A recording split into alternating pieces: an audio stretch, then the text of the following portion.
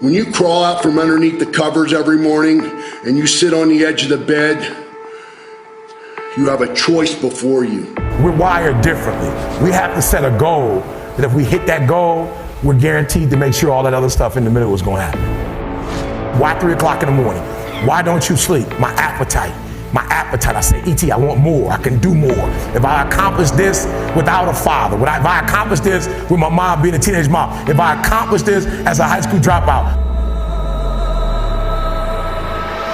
if I can accomplish these things from this start, now that I'm at this place, knowing what I know now, what can I accomplish? And I want you to think about that. I want you to think about more than just what you're going to do financially, more than what you're going to do in this industry in the next 3 years, right? More than that. What's your appetite? What are you going to do that will ensure that when the alarm clock goes off, that you're already up 10, 20 minutes before your alarm clock goes off? Why? Do the work. Do the fucking work. You've heard me say it before. No alarm clock needed. My passion wakes me up. Listen to me. No alarm clock needed. I can. I will. Sometimes the only way to go about doing the work is get fucking raw and get fucking intense. Get angry and aggressive and make it fucking happen for yourself. You start today. I don't care when your life clock started ticking. You can start fucking right now today. If it's 4:15 a.m. in my world, you're on the East Coast and it's 6:15 a.m. and you're already up and you're already dragging ass, by 6:16, you can change your fucking perspective of the world and of your life. My advice, fucking do it. Dig fucking deep and get it done.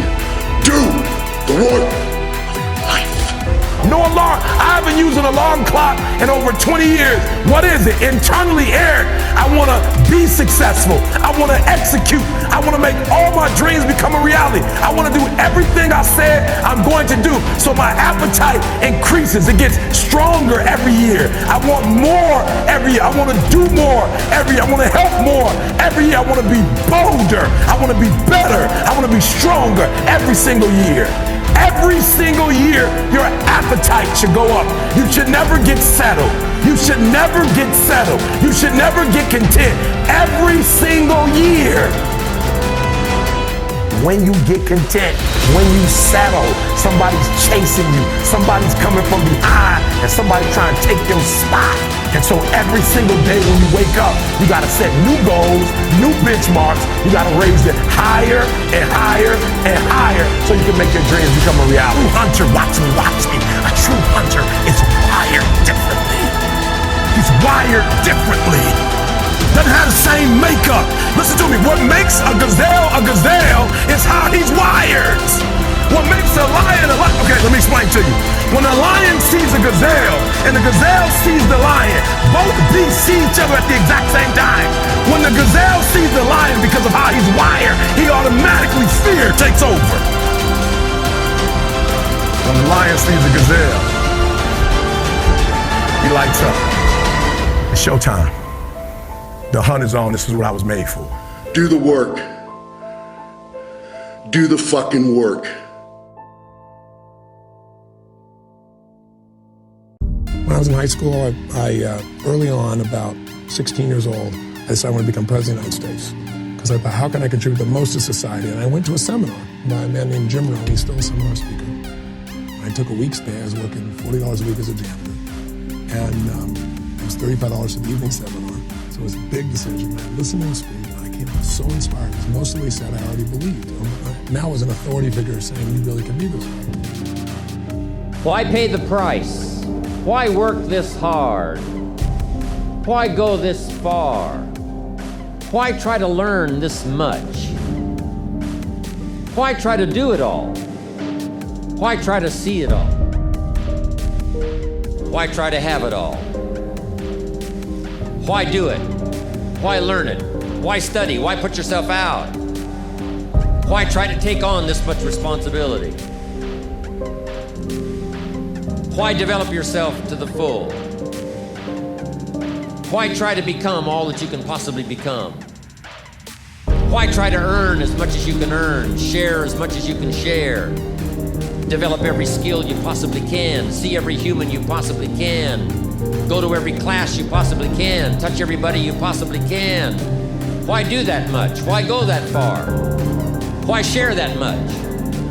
Why give that much away? Why try to see everything? Why try to do everything? Why try to become everything?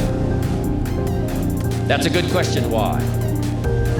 And you're the only one personally that can answer that question for yourself. You've got to have your own list of why. Work on your list of whys.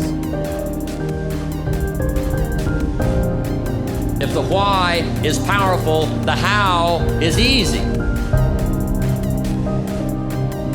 If you want a thing bad enough to go out and fight for it, to work day and night for it, to give up your time, your peace, and your sleep for it, if all that you dream and scheme is about it, and life seems useless and worthless without it, and if you gladly sweat for it and fret for it and plan for it, and lose all your terror of the opposition for it, and if you simply go after that thing that you want with all of your capacity, strength and sagacity, faith, hope, and confidence, and stern pertinacity, if neither cold, poverty, famish, or gulf, sickness or pain of body and brain can keep you away from the thing that you want, dogged and grim, you besiege and beset it. With the help of God, you'll get it. But if the why isn't strong, if your goals aren't powerful, if the vision isn't clear, the old prophet said, without a vision we die, without a vision we perish, without a dream we're nothing. And because he spoke how people live their lives as a result of the story they believe about themselves, he interrupted the story that I believed about myself. Work on your list of why. Make no small plans, for they have no magic to stir men's blood. Make large plans, for they do have magic to stir men's blood. Impossible is not a fact, it's an opinion. It's your opinion, and they'll say, no, science shows. And I say, yeah, and how many times has science showed something's impossible? Now science shows it's possible. Things are impossible till somebody does it. Divorce the story of your limitation and marry the truth of your unlimited capacity, then the whole game changes. Success is born out of luck. It's awareness of mind that takes advantage of that opportunity. You will all be confronted with opportunity. You must take advantage of it. Because if you don't take advantage of your opportunity, you'll never realize your dreams. Whether you want them or not is an irrelevance. You don't know that until you achieve it. But most people have strategies available, or they could get them, or you could create them. But the problem is you got a story. And your story is why it isn't working. And the story is, I've tried everything. If you tried everything, you'd be fit. If you tried everything, you'd be profitable. If you tried everything, you'd be there. But people say it. I was born into a counselor's study. Getting a job at the Hotel St. George was my passport to escape the world that I was born into, to start a new world. Do I have what it takes? I said to myself, yes. So I started pushing and pushing and pushing and pushing. That self-belief at whatever cost.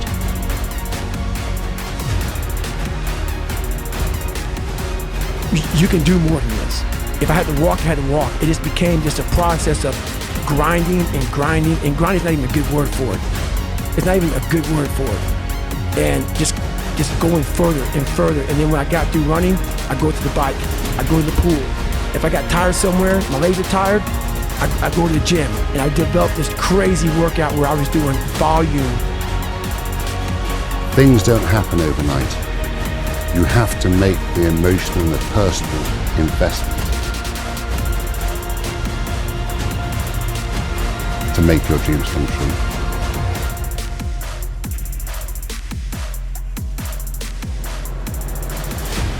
You never throw in the towel. And if I threw in the towel, pick it up. Never give in. Never, ever, ever give in.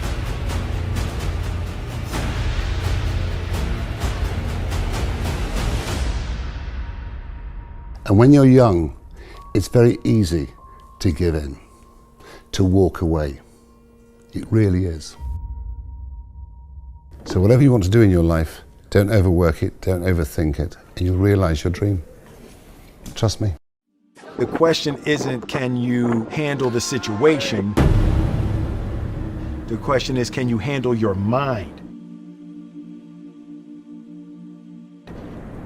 Can you manage the thoughts and the emotions that are trying to poison your progress? Forget managing the situation. Manage your mind.